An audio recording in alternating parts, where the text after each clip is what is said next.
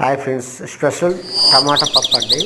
కందిపప్పు 10 నిమిషాలు ఉడికించుకున్న తర్వాత టమాటాలు పచ్చిమిర్చి కోసుకుని పక్కన పెట్టుకుని కందిపప్పు ఉడికిన తర్వాత వాటిలో వేసుకుని మళ్ళీ ఒక 5 నిమిషాలు ఉడకబెట్టేసిన తర్వాత ఉప్పు కారం వేయాలండి. దానికి త్వరగా సరిపడ్డ ఉప్పు కారం వేసుకుని పసుపు వేసుకుని మళ్ళీ ఒక 10 నిమిషాలు పెట్టిన తర్వాత దాంట్లో నీళ్లు వంచుకొని పప్పు వెనుపుకొని మళ్ళీ దాన్ని తిరగమాత వేయాలండి. తిరగమాత తెలుసుకోండి, స్పెషల్.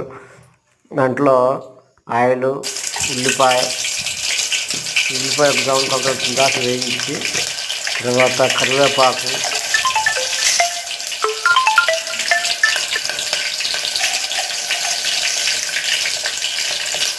వేసిన తర్వాత ఉడికించి